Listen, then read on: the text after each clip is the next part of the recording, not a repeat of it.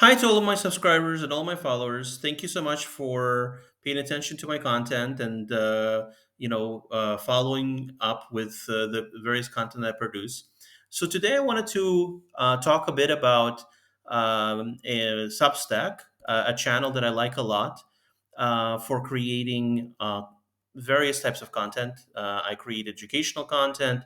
I create also a little bit of content that's just pure entertainment, and I do it by different means. Sometimes I do it via long form articles. Other times I prefer to just create something short and sweet, like a short note. And other times I create videos. And so a lot of people wonder why I like Substack as much as I do. And there are several reasons, so I wanted to describe them to you today. So first of all, in my opinion, Substack is great for long form articles. Obviously, a lot of people know this. It's great for this because it has a very intuitive way to edit the articles, and it also creates excellent marketing content that you can basically post on other channels like X and LinkedIn that basically facilitate you looking good while publishing something in Substack. So they automatically create things like social media posters, for example, for your article.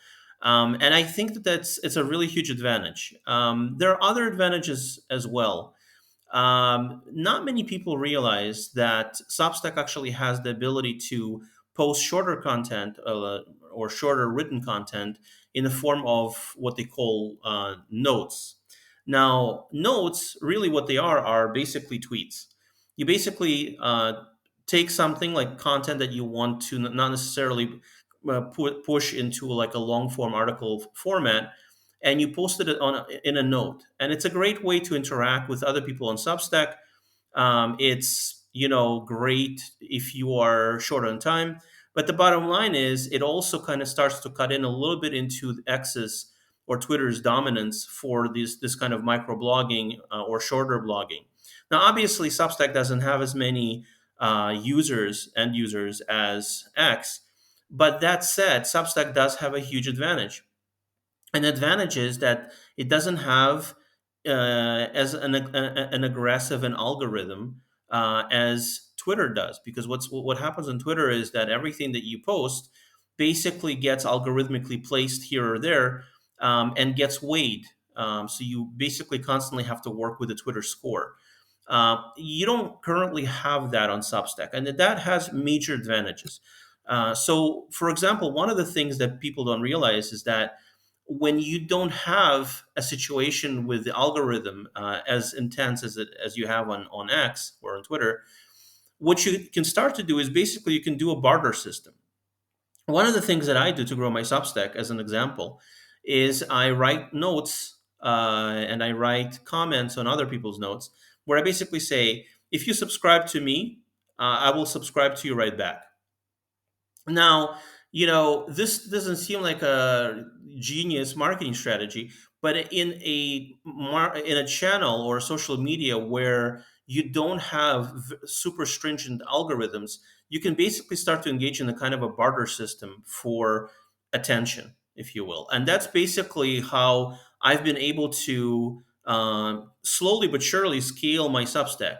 What's great about this is that you're basically saving on time, and you're saving on the amount of effort it takes to grow a social media channel. Yes, of course, you're growing it. Yes, you're putting a lot of attention into it and intention into it, but you're not in a situation where you're literally you have to put hours into kind of creating, maintaining, and growing an account as you would on Twitter, where you have to engage, and you have to engage by likes, and you have to engage by comments, and you have to constantly find accounts that may kind of work within your sphere. Substack is much easier because, again, the algorithm isn't made to kind of siphon off different people into different directions.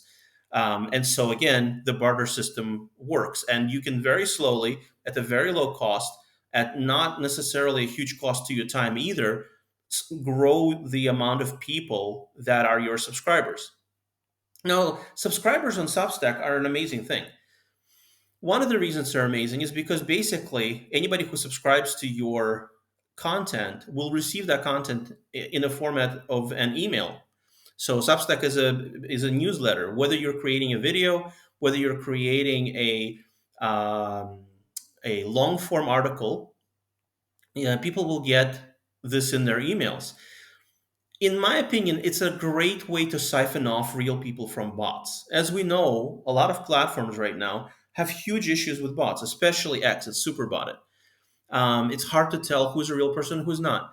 Well, if somebody subscribes to your content, more chances than not, they are a real person. You can also put a little bit more of fail safes into the kind of first email that they get. Maybe you ask them to take a survey. Maybe you ask them to take a quiz. But a bottom line is you're basically creating a clear funnel for yourself towards having exactly the kind of people, followers that you want, and that they are people. You are identifying them. Now, if you write a note, the notes don't get sent as a um, as an email to somebody. It's basically a pure social media communication, microblogging. But the notes allow you to have this great communication, so you can create these funnels that you basically attract the followers to you. You can also attract business to you, because obviously the notes is one way to attract via ideation people to you, and then you can also engage in the private messages. And so all in all, what you start to see is within Substack, there's this incredible opportunity to do business networking, to do really high quality isolation of real people from AI, real people from bots, and so that's really, really, really great in my opinion. That, in addition with the fact that when you're making videos, Substack allows you to create clips, for example, that you can easily post on YouTube. A video such as this can be posted on YouTube right away as you're making it. I think that that's an incredible advantage. It makes the creation of stuff like this incredibly easy to do, and Substack in essence become your kind of home base. At the same time, you can also go live on Substack. So if you're trying to do a podcast, or if you're trying to go live, well, you have everything right here. Everything is in a very intuitive format.